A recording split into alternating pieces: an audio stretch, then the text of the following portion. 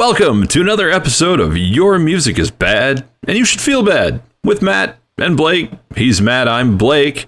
Today we're going to talk about a couple of new albums that came out. Well, no, that's a lie. We're going to talk about one new album that came out, and a few albums that are super old and awful, but we'll get to that in a minute. We're going to talk about Seven Spire's new album, A Fortress Called Home, and we're going to talk about a bunch of King Crimson that Matt loves, and I am extra sick of listening to. So what do you got, Matt? Setting that up correctly at all. Let me explain the other half of the topic. There is a semi-reunion, semi-tribute band going on tour to play 80s King Crimson. This is from 3 specific albums, Discipline, Beat, and 3 of a Perfect Pair. This is the lineup with Adrian Belew. The original band was Adrian Belew, Robert Fripp, Bill Bruford, and Tony Levin. That was like 2 Crimson guys, 2 new guys. They were going to call the band Discipline, but Adrian was at a hotel and someone was like, "What's your band called?" And he was like, Discipline. And in America, it has like a different connotation than in England, I guess. So they said, okay, we can't, I don't want to have to say that for the next 5 years. So it ended up being King Crimson. So now it's the 80s King Crimson. And other than in the court of the Crimson King, I've been saving most King Crimson for my midlife crisis, and this seemed to be the appropriate time to get into one specific era of King Crimson, like very specifically bounded chunk of it, because the tour is Adrian Belew, Tony Levin, Steve Vai on guitar, and Danny Carey of Tool on the drums. And so I was like, okay, well, I'll go see Vai, even though he's playing this other weird stuff.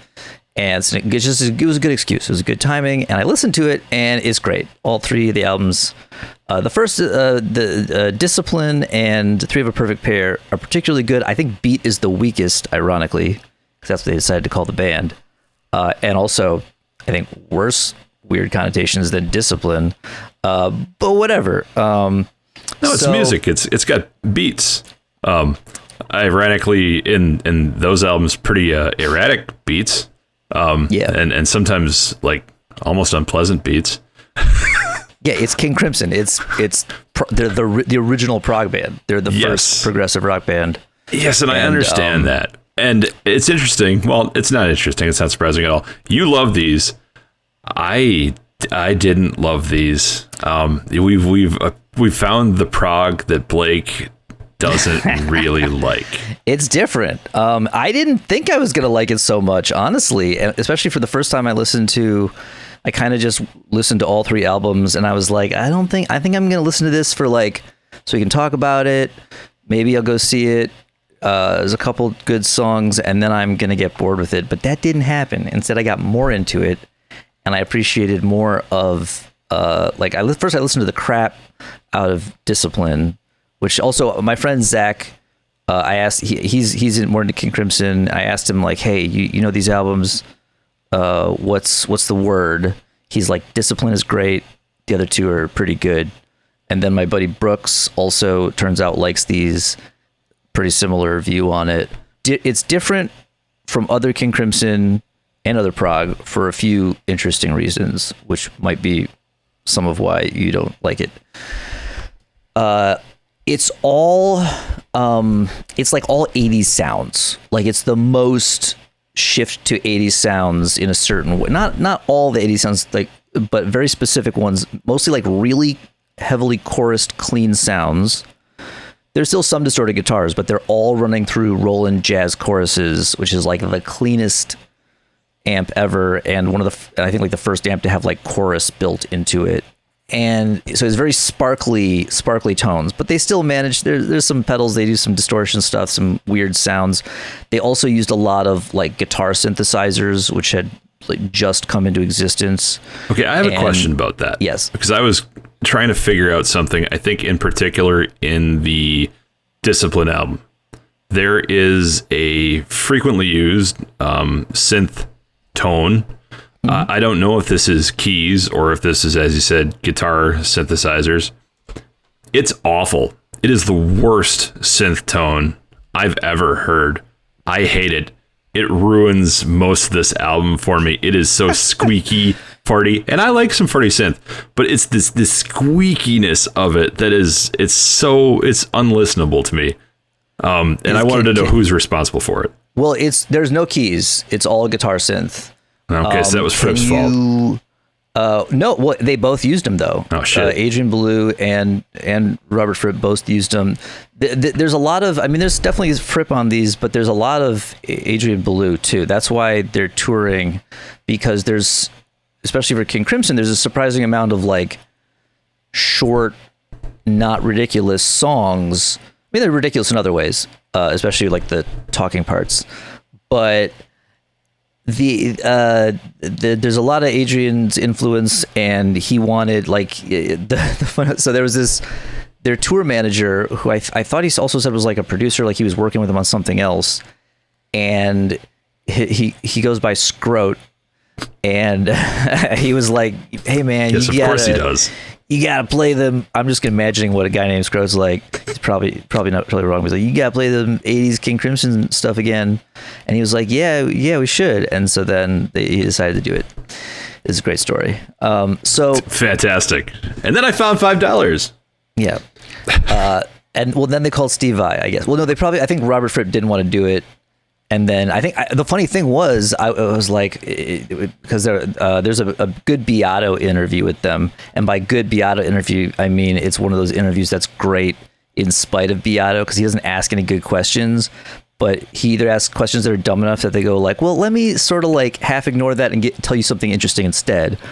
Or they're like really basic questions and they have good answers because it's just a good guest. Apparently it was Fripp's idea to use Steve Vai, because he was like, who's gonna play your parts, man? And he was like, call Vai, whatever. And then as now there's one does, I'm the greatest guitarist in the world. Get this other guy who's pretty good. Fuck him. Who a lot of people also think is the greatest guitar player in the world. Yeah. It's funny though, because there's some interesting interviews with Vai now where he's talking about learning stuff. And I was listening to today on my way back into the city. He was saying how there's Lark's Tongues and Aspic Part 3, which is a song that has like parts on different albums, and it's one of the sort of most classic King Crimson songs, or I guess pieces in multiple parts, whatever. And there's one on I think Discipline, and Vai was like, I really want to play that, but it's probably not going to happen because it would just take me too long to learn it. And it's like, it's not the kind of piece you even just kind of like learn and then it's in your repertoire. You got to keep refining it, and it's really hard, and there's really like all over the place guitar parts. The thing is, I wonder, like, unless you have a specific example of this synth tone, I wonder if it was even the synth tone, because there's so many weird guitar sounds. I'm not even sure half the time what's a guitar synth and was just making a weird sound with the guitar. It sure sounded like synthy, but it probably I would have to. It's probably just a guitar synth. I didn't take good notes because I was just kind of slogging my way through while driving, so I didn't actually take any notes. But you'll have that. That was not my only complaint. It sounds like Bruford is maybe one of my complaints overall. If he's also responsible for perhaps some of the guitar tone, I don't Bruford's like. The drummer. Oh, sorry, not no. Adrian Belew. That's the guy. Yeah. Sorry, don't mean to besmirch Bruford. No, a little bit. I'll get to him. Oh no, but there's an interesting thing about him. But go ahead. In a minute. Belew. His vocals, while it sounds like he's probably a very technically capable vocalist, and there are some vocals that are pretty solid, a lot of his vocal style, and I think this is maybe somewhere in the jazz prog, it's a problem with the scene. It sounds like the vocals were recorded so like sarcastically, like, oh fuck you, I gotta record vocals on this or you're not gonna listen to it, you fucking plebes. Like he didn't want to be there. The vocals were like, oh shit, I have to do this, I'm gonna sing them as badly as possible, despite the fact that I don't have to. I could sing good vocals, but I'm gonna be an asshole. Did you notice this? This is what I hear. No, I think that's entirely in your imagination. Okay, well, he sounds terrible then. I know he doesn't, but that's okay. I know. So I'm more familiar with Adrian Belew from his work with Frank Zappa, Oh, wow. And now that's going to be more stuff that, Frank told him to sing. Right. But like, that is be an asshole for sure. I mean, that's Frank's direction. Be an asshole about this. Yeah, but he didn't really sing like that in that band either. So maybe it's just his style. Maybe I don't like him. Yeah, I think it's just one of those things where you just don't like this band, and that's okay. It's not exclusive across the board. I don't like this band. Three of a Perfect Pair gets stuck in my head. Yeah, that's a really good one. Really gets stuck in my head. And it's got a lot of clean vocals and not a lot of what I would call sarcastic sounding vocals. Well, again, are you talking about like the talking stuff? There's like literally No, the talking's whatever. Talking's talking. No, I'm talking about the actual singing. I don't know. Okay, I have no idea what you're talking about then. I think you just don't like Adrian Belew. Possible. Which is a personal problem, and no concern of mine. Fair enough. So I got one other little thing that drives me nuts. And this is on Bruford. He had what I assume is extremely tight. I think it's probably a hi-hat in one of these albums. It sounded like it was the sound of speakers breaking on anything I listened to it. It was such a tight, piercing, sharp.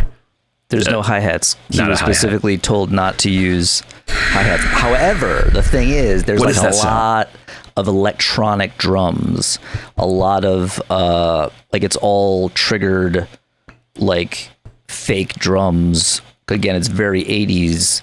But Fripp is apparently the one who told me that. Apparently, that was part of what I think I heard, like why Bruford didn't want to do this stuff anymore. He didn't like all that. He wanted to go back to like drum kit.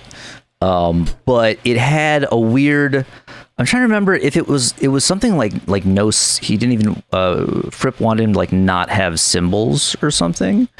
Cause electric, clipping, peaking sounds is better. Like, I think this was again on Discipline, and it was in a few different songs. It was the worst sound, the worst drum. Are you sure your speakers weren't just I listened to it on several different kinds of speakers. I listened to it on my studio reference speakers in my apartment. I listened to it in my car on, I think those are Bose. I listened to it in my other vehicle, which is dog shit speakers. And honestly, I heard it less with dog shit speakers because they probably didn't have the capacity to make the horrible sound. I listened to it on headphones. It was the same thing throughout. But it's probably just some like digital drum sounds that you didn't like. But I don't know. Yeah, there's no hi-hats. Let's see if I can, because I see somebody told me, again, I don't know if I have an actual source for it, but somebody told me that was part of why Bruford had no interest in this stuff anymore, because he just got sick of the electronic kit and he didn't want to play them anymore. Yeah, there's like no cymbals. It's all just the like hexagon, like trigger pads. But granted, those could have whatever, they could be triggering all kinds of different sounds. Of course. So it's hard to say exactly, again, what the specific sounds that bother you are. Especially because I don't at all agree. I'm like, nope, sounds great to me. That's fair enough. Part of what I like about it is that it's weird, different sounds. It's very distinct from other prog stuff, but it still has classic prog like rhythm stuff. And they're kind of like some of the guys who originated some of that stuff. Sure. And so like when you hear like a doodle doodle doodle do, it's like it's not like when you now hear prog bands do that and you're like, wow, good job, that stock prog bit. It's like the old stock prog doodle do. Like they get the t-shirt. Yeah, the diddly doos, Well, diddly doos, sure, but a doodle doo, that's a whole other thing. That's old school. Yeah. So, and then there's a lot of interesting, there's two guitars. There's a lot of interesting, like, polymeter stuff, like time phasing and stuff, like frame by frame. There's the main riff.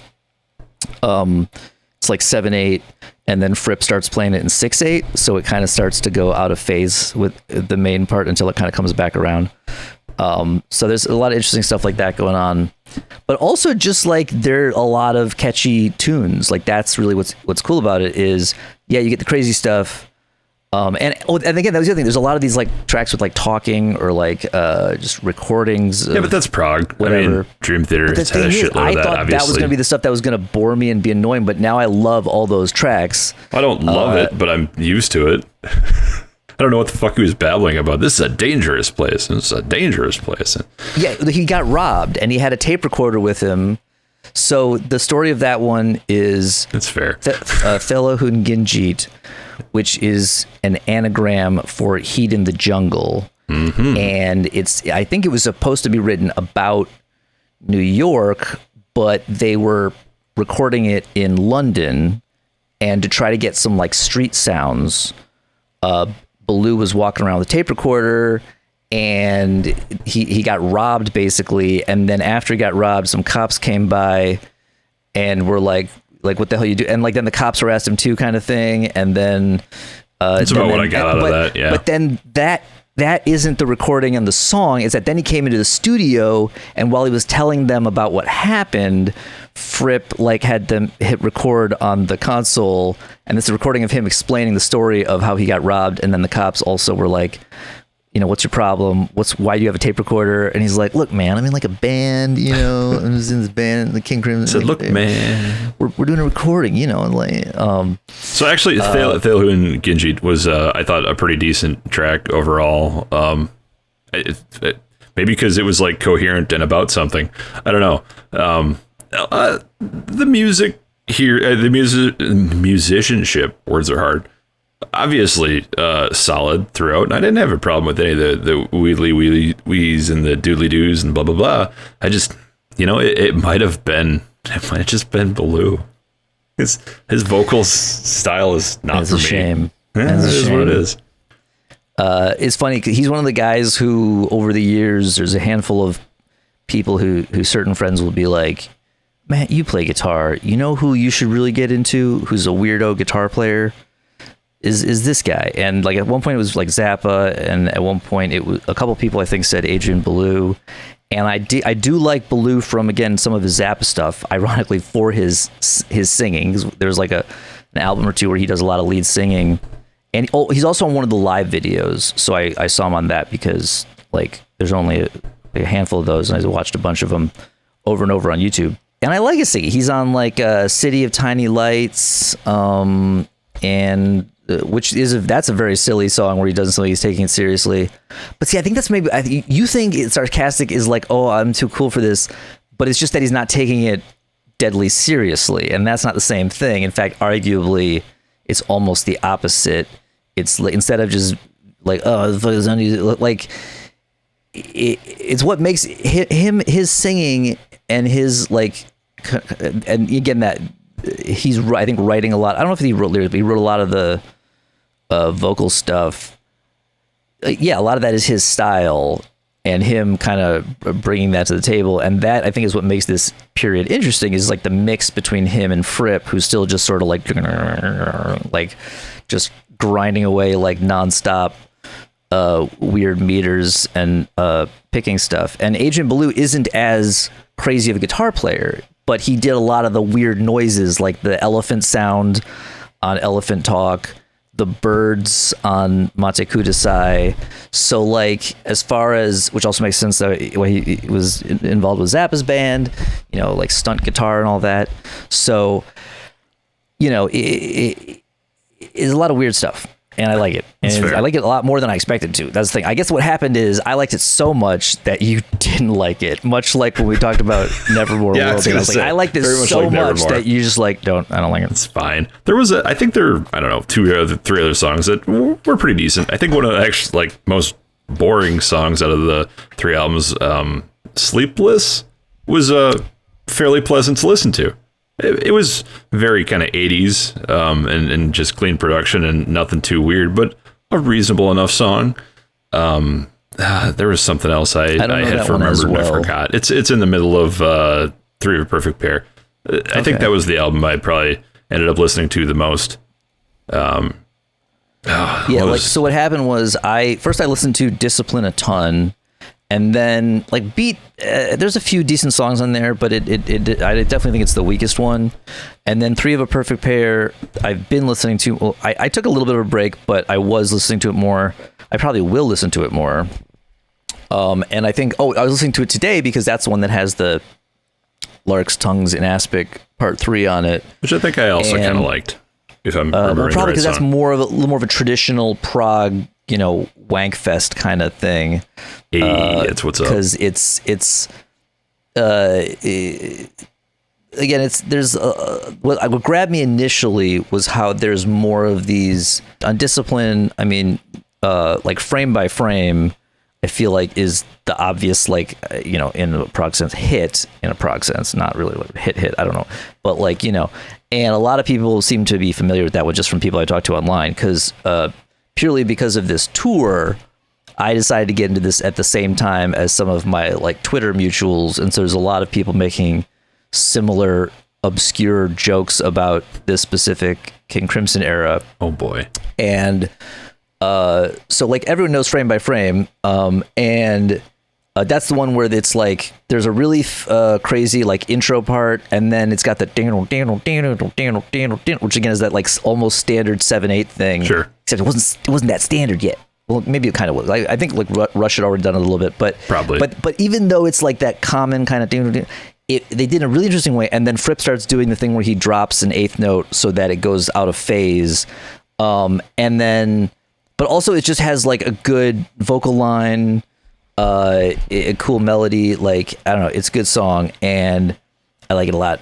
I don't know. Anyway, what was funny was I started listening to this era purely to prepare to go see this tour, and then I waited too long to go check on tickets. And every concert now, like when it sells out, it actually is like half just up for resale because somebody has to like the Live Nation bullshit or the Ticketmaster bullshit or the evil bullshit. Hand. Yep.